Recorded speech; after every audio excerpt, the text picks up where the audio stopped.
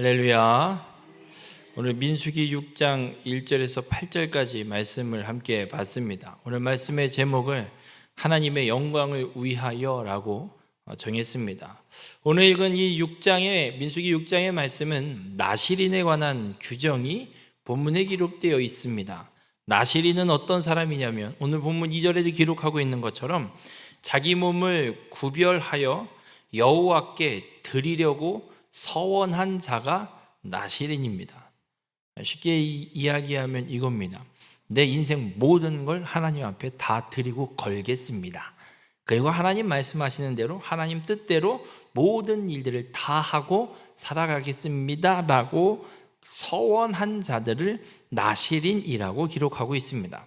이 나실인으로 서원한 자들에 대한 규정이 오늘 본문에 기록되고 있습니다. 나실인에 대한 규정을 왜 하나님은 별도로 기록하고 있을까?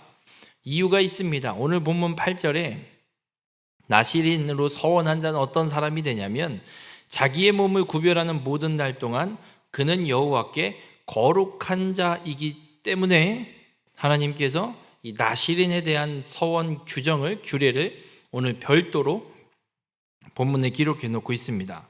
오늘 이 말씀을 통해서 우리 모든 성도님들이 나실인과 같이 여호와 하나님의 영광을 위해 거룩히 구별된 자임을 믿으시고 그 삶을 온전히 살아가는 귀한 성도님들이 되시길 주님의 이름으로 축원합니다. 오늘 본문 3절에 보면 나실인에 대해서 어떤 금지령을 내리시냐면 포도주와 독주를 멀리하며 포도주로 된 초나 독주로 된 초를 마시지 말며라고 기록합니다. 그리고 이어서 기록하는 게 포도나무의 소사는 아무것도 먹지 말라라고 성경은 기록하고 있습니다. 여러분, 독주는 과일이나 곡식으로 만드는 게 독주입니다. 그러면 왜 하나님은 이런 걸 먹지 말라고 하실까? 포도주, 아니 이 지역에 살고 있는 사람들의 주된 음료, 우리는 지금 물이 주된 음료지만 이 팔레스타인 지역 이스라엘 하나님의 백성들이 살고 있는 이 지역의 주된 음료는 포도주예요. 뭐 먹고 살라는 겁니까? 나실인이면 그것도 먹지 말라네요.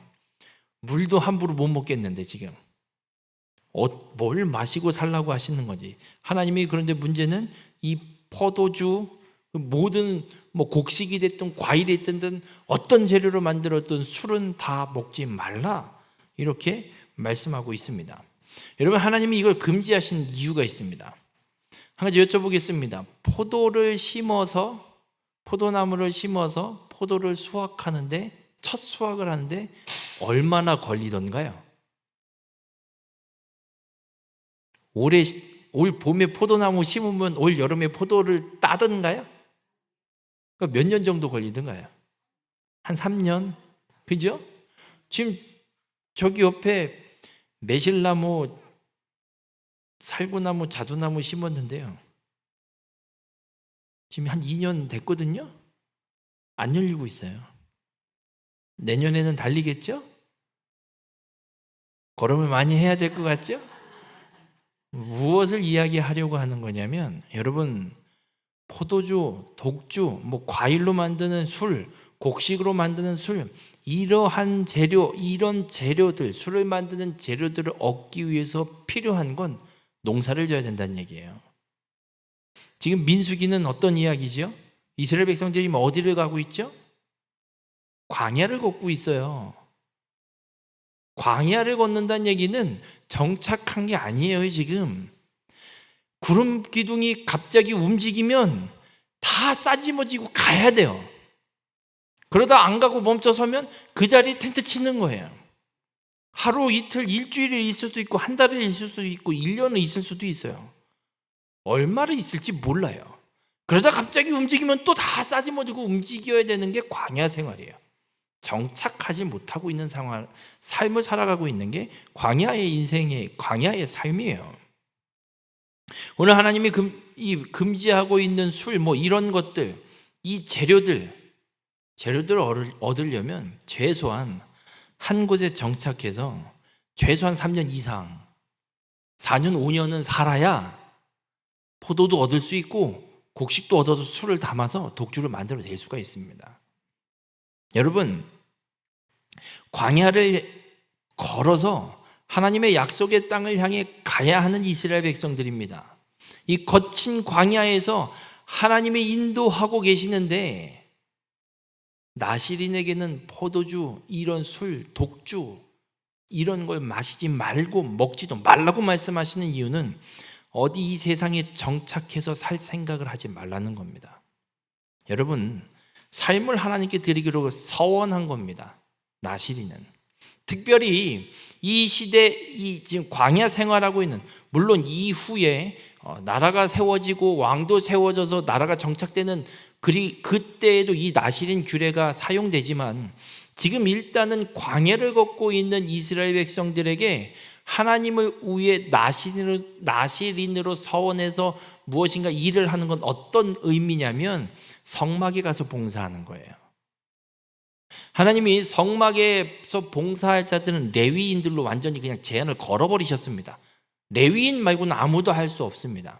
그런데 하나님이 한 가지 통로를 열어놓으세요. 그래서 서원한 자는 성막에 와서 봉사할 수 있는 길을 하나님이 열어주십니다. 지금 나시린으로 서원하고 있다는 얘기는 성막에서 하나님을 위한 일을 하는 자, 이들은 하나님이 주시고 하나님이 공급하시는 것으로 살아가는 자들이지, 자신이 어딘가에 정착해서 땅을 정복해서 땅을 갖고 그 땅에 농사를 지어서 농산물과 수확물을 갖고 있어서 필요를 채우고 살아가는 자가 아니라는 것을 우리에게 말씀하고 있는 겁니다. 여러분, 한번 여쭤볼게요. 떠돌이 생활이 편해요? 정착하는 생활이 편해요? 오늘은 묵게리, 내일은 곡교리, 내일 모레는 방공리, 그 다음 날은 갈풍리, 그 다음 날은 가담리, 그 다음 날은 청룡리 가서 밥을 얻어먹고 살아야 된다 그러면 편하시겠습니까? 몹쓸 짓인 거죠.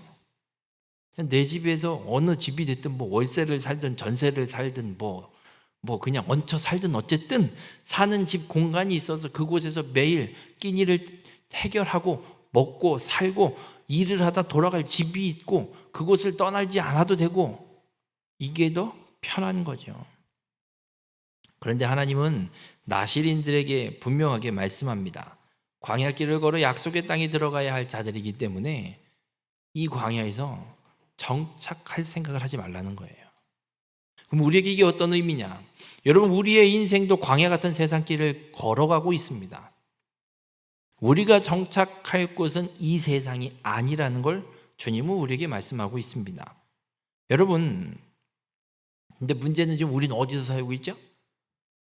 여기서 살고 있죠. 그죠? 이 세상에서 살고 있죠. 횡성에 집도 얻어서 져서 하여튼간 정착해서 살고 있어요. 그럼 도대체 우리는 어떻게 해야 되는 것일까?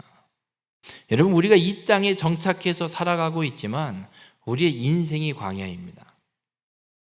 내가 이 땅에 이 횡성의 어느 장소에 있는 그 집에서 살아가고 있지만 내 인생이 광야라는 거예요. 여러분, 우리는 안정적이고 평탄한 정착의 삶을 살아가고 있습니다. 이제 국민연금도 있고 기초노령연금도 나오고 뭣도 나오고 가만히 앉아 있어도 몇십만 원이 한 달에 그냥 꼬박꼬박 들어오는 그냥 그런 시대에 지금 안정적인 생활을 할 수 있는 그런 환경 속에 우리가 살아가고 있습니다. 그런데 우리의 인생길은 광야길이라는 겁니다. 한치 앞을 알 수 없습니다. 여러분, 우리 인생을 누가 책임지고 누가 알 수 있습니까?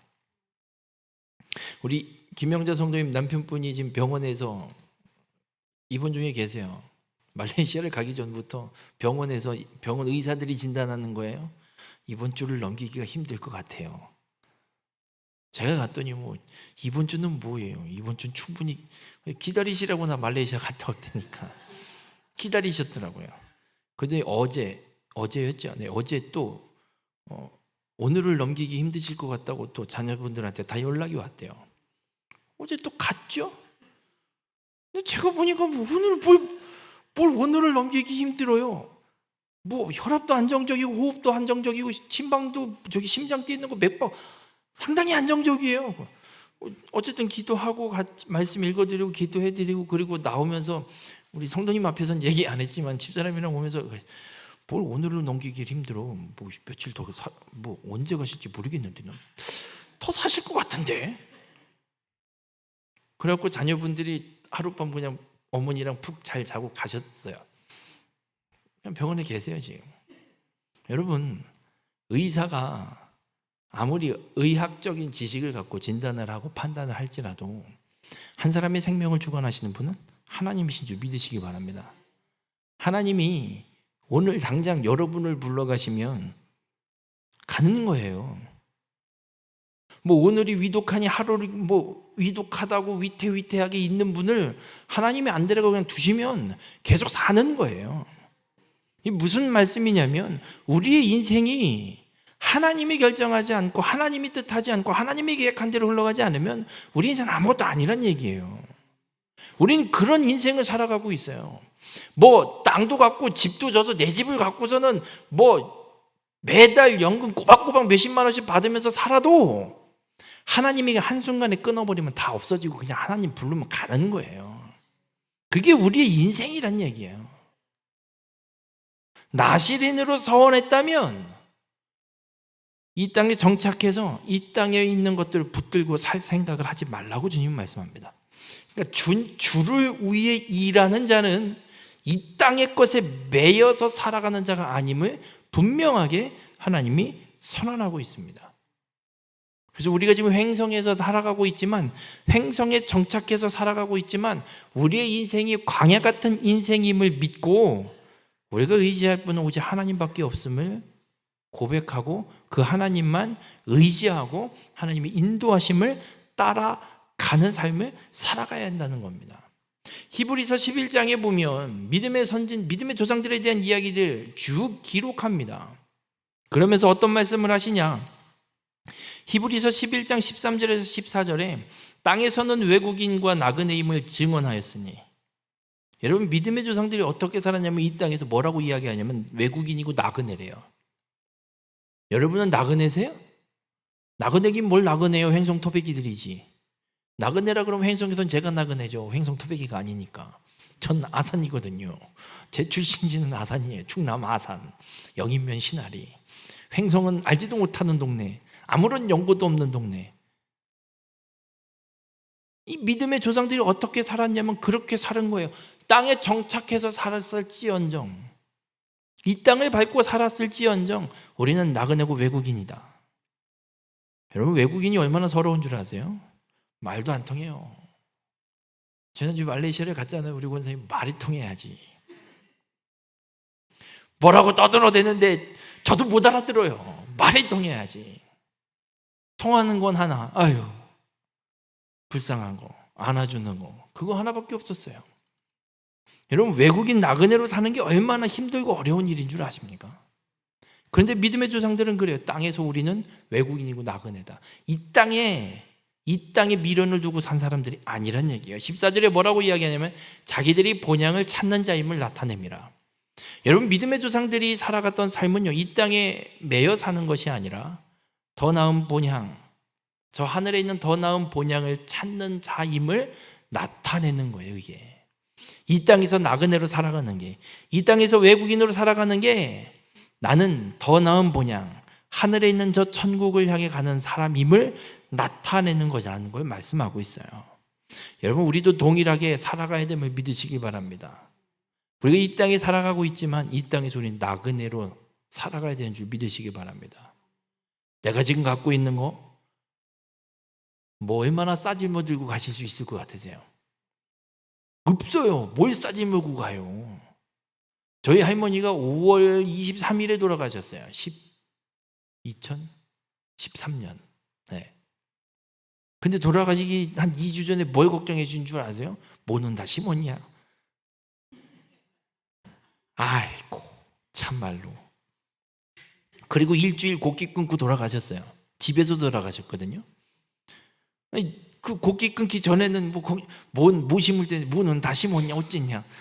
아니 그걸 뭘 할머니가 걱정하냐고. 몸 저기 중풍 걸려갖고 걸어 나가지도 못하고 방에 누워 저기 앉아 계셨어. 한 13년 17년을 산 양반이 뭘 그걸 걱정하고 앉아 있냐고.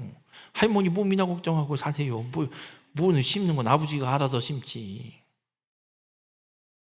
여러분, 우리가 이 땅에 얼마나 쥐고 있을 수 있을 것 같으십니까? 우리 이 땅에 나그네 임을 잊지 마시길 바랍니다. 이 땅을 사모하지 말고 주님이 준비해 주신 더 나은 본향을 사모하고 살아가는 믿음의 삶이 되시길 바랍니다. 오늘 나시린 규정에 포도주, 독주 이런 것들을 마시지 말도록 하나님이 금지하시는 이유가 여기 있는 겁니다.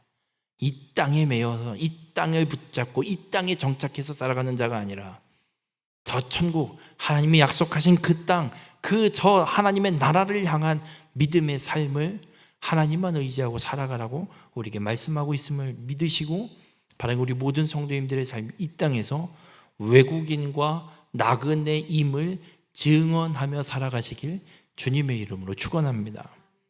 그리고 5절에 어떤 규정을 하나 또 내시냐면 이런 말씀을 합니다. 나시린은 서원을 하고 구별하는 모든 날 동안은 삭도를 절대로 그의 머리에 대지 말 것이라. 여러분, 서원을 하는데 하나님이 어떻게 서원을 하라고 하시냐면, 물론 인생 전체를 드리는 경우도 있습니다. 사무엘처럼 한나가 아들을 주시면 이 아들을 평생에 하나님께 드리겠습니다. 사무엘은 죄 없이 엄마 잘못 만나서 하나님 앞에 드린, 그렇게 인생을 전체를 드리는 서원도 있고, 하나님이 구약에 또 이 서원 규례를 주실 때 어떻게 주시냐면 기간을 정해서 서원하도록 하나님이 말씀하기도 합니다.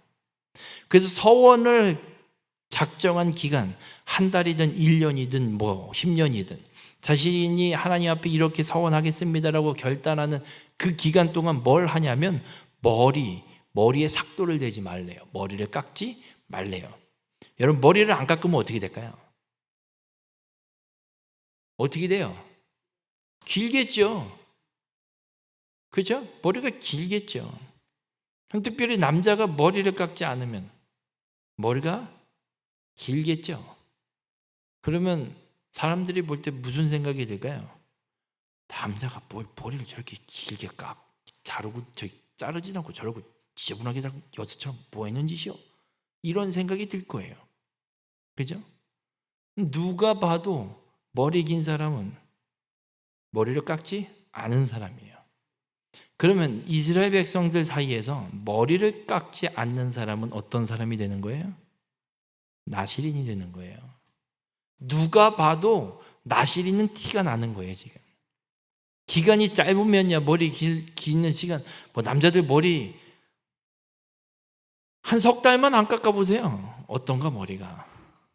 장발도 뭐 그냥 이쁜 장발도 아니고요, 막 덥수룩한 머리가 돼요. 그냥 누가 봐도 삭도를 머리에 대지 않기 때문에 나시린인 것이 분명하게 드러납니다. 그러니까 하나님이 나시린은 삭도를 대지 말라, 머리를 깎지 말라라는 건 나 나시린이요 라고 나타내고 다니란 얘기예요. 누가 봐도, 말 안 해도 그잖아요. 머리만 길면 저거는 나시린이네, 뭘 또 서원했대. 괜히 쟤 건들면 안 되겠다 야. 왜냐하면 내가 뭔가 흠이 있는데 잘못 접촉시키게 되면 그 사람마저 거룩이 훼손되거든요. 그럼 나시린이 서원을 작정하고 하나님 앞에 서원하고 그 서원을 갖기 위해서 나시린으로 살아가고 있는 그 사람을 내가 가서 거룩을 훼손해버리면 이 사람 어떻게 되냐면 그동안 나시린으로 서원했던 그 기간 다 무효. 그래서 머리를 삭발하고 다시 시작이에요. 서원을 갚아야 돼요. 만약에 10년을 서원했어요. 9년 11개월을 서원 기간을 채웠어요. 한 달 남았어요. 근데 문둥병 환자가 몰래 와서 그 사람을 툭 건드렸어요. 이 사람 부정해진 거죠. 삭발. 다시 10년. 누가 봐도 나시린인 거 뻔히 아는 건데. 하나님이 삭도를 대지 않음을 통해서 누가 봐도 이 사람이 나시린임을 알게 하고 서로 이 사람의 서원이 온전히 이루어지도록 갚아지도록 서로 보호하고 지키는 걸 행하도록 이스라엘 민족 공동체 안에 하나님이 이 규정을 주시는 거예요. 그럼 지금 우리에게는 어떤 의미일까? 지금 여러분 머리 안 깎으실 자신이 있으세요? 저는 뭐 딱 3주 지나면 뭐 이렇게 지저분해지기 시작해요. 그걸 넘어서 한 2달 냅두면 그나마 좀 차분해지겠죠? 길러지니까. 머리도 엄청 빨리 길어요, 저는. 그래서 한 3주에서 4주 사이에 머리를 깎지 않으면 머리가 지저분해져요. 안 깎을 수가 없어요. 여러분, 중요한 건 오늘 이 삭도를 머리에 대지 말라는 이 주님의 이 말씀, 이 규정을 통해서 우리가 분명히 깨달은 건 우리에게는 내가 예수 그리스도를 믿어 구원받은 그리스도임을 나타내는 증거가 있냐라는 거예요. 누가 봐도 저 사람은 예수 믿는 사람, 욕일지언정 저 예수쟁이라는 소리라도 듣고 사냐라는 얘기예요. 오늘 주님은 우리에게 말씀하고 있어요. 세상 누가 봐도 그리스도임이 나타나게 하라는 겁니다. 바람이 우리 모든 성도님들, 나실인이 머리에 삭도를 대지 않고 나실임을 나타내는 것처럼 우리 모든 성도님들은 누가 봐도 그리스도인임을 나타내며 살아갈 수 있는 믿음의 성도님들이 되시길 주님의 이름으로 간절히 부탁을 드립니다. 그리스도인임을 드러내기 위해 노력하는 자가 되시기 바랍니다. 누가 봐도 가장 대표적인 한 가지 예를 들자면 그거예요. 말이 달라져야 돼요. 누가 봐도 세상 사람들은 뭐 욕지거리 해내가면서 비난하는 말하고 뒷담화하고 욕하고 누군가를 비난하고 헐뜯고 거기에 동조해서 같이 헐뜯고 비난하고 막말을 하고 있다면 과연 그게 그리스도이니까요. 그런데 이런 말을 하죠. 안 그러면 대화가 안 되고 사람들과 말할 수가 없어요. 하지 마세요. 그러면 그렇게 거르고 훼손할 바엔 말을 하지 마세요. 그렇게 그 사람들과의 관계성이 중요하면 하나님과의 관계성을 버리세요. 그러면 차라리 그게 버리는 거지 뭐겠습니까? 하나님과의 관계도 온전히 지키지 못하는데 이웃과의 관계만을 주장한다? 그건 잘못된 겁니다. 하나님과의 사랑이 세워져야 이웃과의 사랑이 회복될 수 있는 것이지, 하나님과의 관계가 무너져서 쓰러져 있는데 무슨 이웃과의 관계가 회복이 될 수 있겠습니까? 오늘 주님은 우리에게 말씀합니다. 그리스도인이라면 오늘 나실인 서원의 규례처럼 그리스도인임을 온전히 나타내는 자, 분명하게 나는 그리스도인입니다. 누가 봐도 분명하게 알 수 있는 그리스도인의 흔적과 증거를 갖고 살라고 말씀하고 있습니다. 우리 모든 성도님들의 삶이 그리스도인의 온전히 나타낼 수 있는 그리스도의 흔적이 여러분의 삶 가운데 온전히 나타나는 귀한 축복의 삶이 되시길 주님의 이름으로 축원합니다. 그리고 또 하나의 규례는 무엇이냐면 6절과 7절에 시체를 가까이 하지 말 것이요 그의 부모 형제 자매가 죽은 때라도 그로 말미암아 몸을 더럽히지 말 것이니 말씀합니다. 나실인은 시체를 가까이 하지 말라고 말씀합니다. 근데 좀 하나님 매정하신 것 같아요. 부모 형제가 죽었는데도 가까이 가지 말랍니다. 가까이 가지 말란 이야기는 무슨 말이냐면 부모 형제가, 내가 나실인을 서원해서 그 서원을 갚는 기간 동안은 부모 형제가 죽었어도 가서 장사 치르지 말라는 말과 같은 의미예요. 아니 해도 너무하시네. 부모가 죽었는데 부모를 공경하라는 계명까지 주신 양반이 왜 나실인에게는 부모 형제가 죽었으면 가서 만지지 가까이 하지 말라고 말씀하실까? 여러분, 나실인에게만 주어지는 서원을 갚는 규례입니다. 모두에게 주어지는 규례가 아닙니다. 그렇기 때문에 이걸 갖고 하나님 매정하다? 이건 하나님 말씀을 왜곡하는 겁니다. 하나님은 왜 시체를 만지지 말라고 말씀하시느냐? 분명한 의미가 있습니다. 여러분, 하나님은 살아계신 분입니다. 죽어 있는 분이 아닙니다. 우리 눈에 안 보인다고 해서 하나님이 존재하지 않는 게 아닙니다.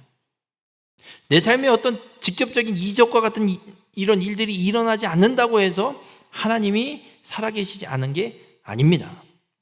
하나님은 생명을 창조하신 분입니다. 이 세상 우주 만물을 창조하신 분입니다.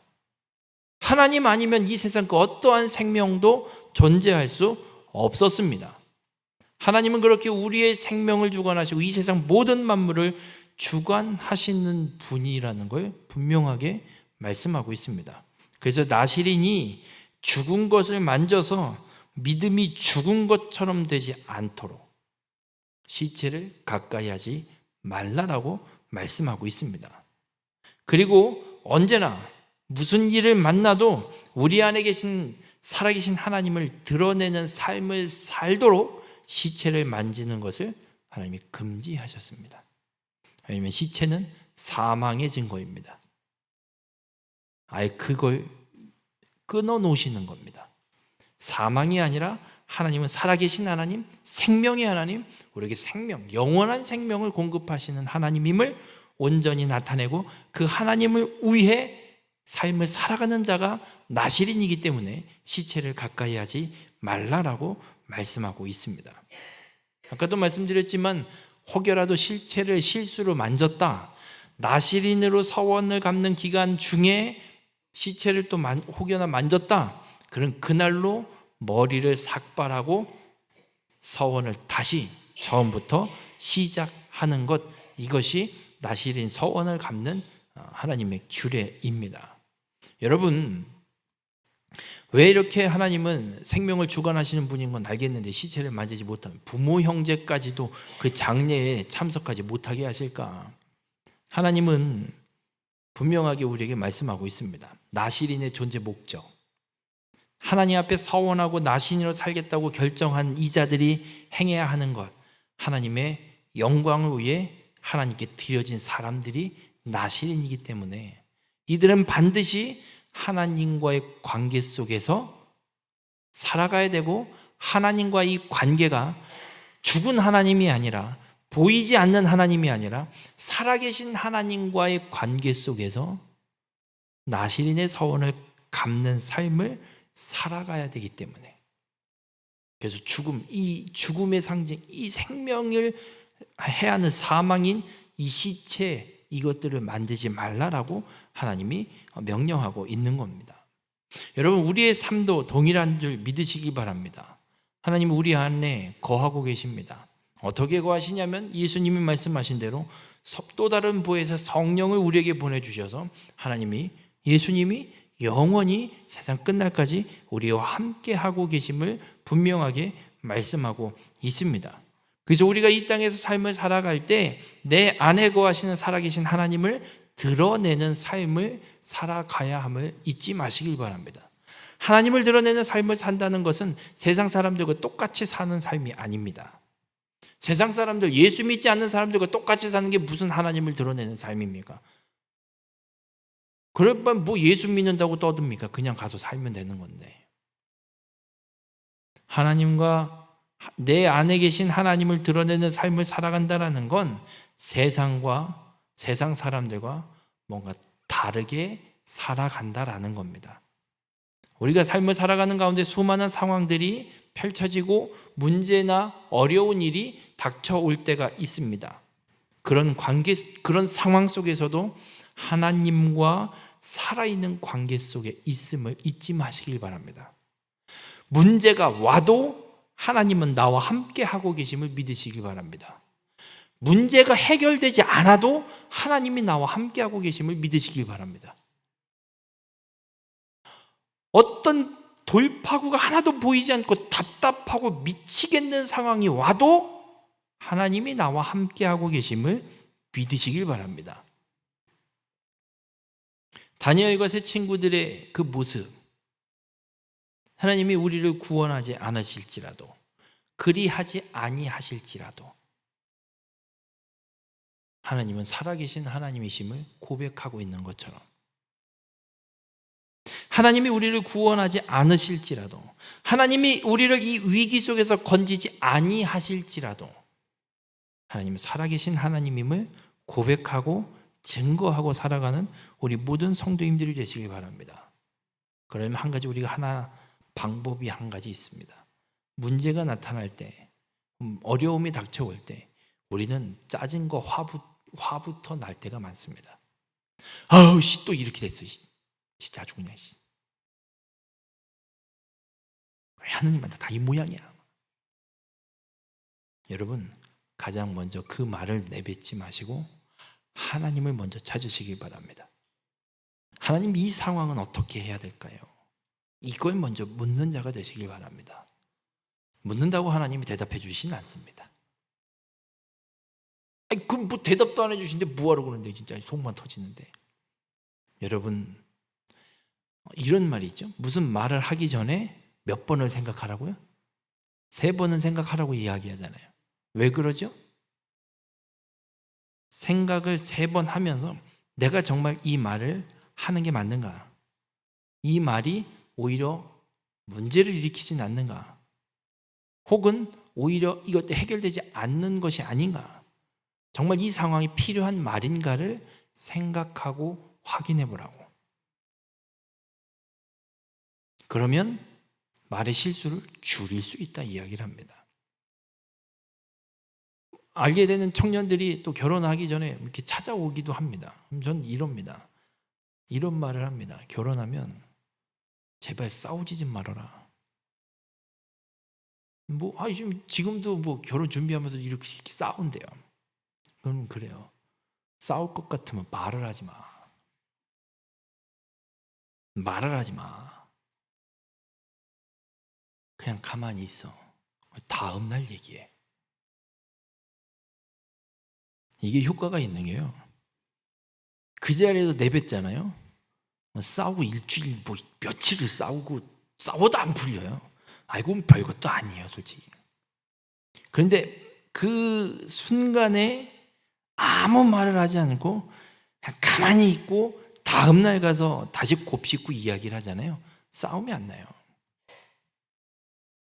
제 경험담이에요. 안 싸워요. 싸울 일이 별로 없어요. 근데 속은 터지기는 하죠. 속 터지긴 하죠. 그런데 싸우진 않아요. 여러분, 우리가 정말 하나님의 사람이라면, 하나님이 나의 생명의 주관자라는 게 분명히 믿어진다 그러면 아무 말을 내뱉지 마시고 하나님께 물으세요. 하나님이 대답하지 않아도 물으세요. 하나님, 이 상황은 어떻게 해야 될까요? 하나님, 지금 이 문제에 어떻게 대응해야 될까요? 하나님, 답답해 죽겠네요. 언제까지 이 꼭 다물고 아무 말도 안 하실 거예요? 하나님을 먼저 찾고 하나님 앞에 묻고, 안 되면 하나님 앞에 따지더라도 하나님한테 따지세요. 그럼 내주하신 성령께서 성경에 기록된 대로 우리에게 말씀이 기억나게 하시고 우리를 가르치셔서 우리를 어떻게 해야 되는지를 알게 하시는 줄 믿으시길 바랍니다. 이것이 이 땅 가운데 우리가 살아계신 하나님을 믿고 하나님을 나타내는 삶을 살아가는 것입니다. 바로 우리 모든 성도님들의 삶이 그렇게 어떤 상황이 닥쳐올지라도 믿음으로 하나님을 먼저 선포하시고 하나님을 먼저 찾으시고 하나님을 먼저 의지함으로 하나님의 살아계심을 온전히 나타내고 살아가는 자가 되시길 주님의 이름으로 간절히 부탁을 드립니다. 오늘 하나님은 이 나시린 규정을 통해서 우리에게도 동일하게 말씀합니다. 우리가 예수 그리스도를 믿어 구원받은 자라면 나시린처럼 서원하지 않았어도 그리스도를 믿어 구원받은 자로 이 땅 가운데 그리스도인, 그 복음으로 구원받은 자로 땅끝까지 이르러 십자가의 복음을 온전히 증거하는 삶을 살아가는 자가 된 것임을 우리에게 분명하게 말씀하고 있습니다.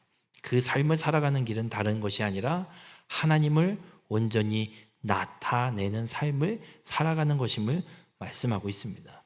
이 땅에 매여 살지 마시고 더 나은 본향인 저 하늘에 있는 저 천국, 하나님 나라의 소망을 품고 이 땅에서는 나그네로 살아가시고 내가 하나님의 사람임을, 그리스도인임을 온전히 나타내고 나를 구원하신 십자가의 복음, 그 예수 그리스도, 그 하나님을 온전히 드러내는 삶을 끝까지 살아내는 우리 모든 성도님들이 되시길 주님의 이름으로 간절히 부탁을 드립니다. 이것이 오늘 우리에게 요구하시는 하나님의 뜻입니다. 우리 모든 성도님들의 삶이 그렇게 하나님의 영광을 위해 하나님만 온전히 나타내는 그런 축복의 삶이 되셔서 하나님이 원하시는 대로 이 뜻들을, 하나님의 일들을 온전히 이루는 그런 축복의 삶이 되시길 주님의 이름으로 축원합니다.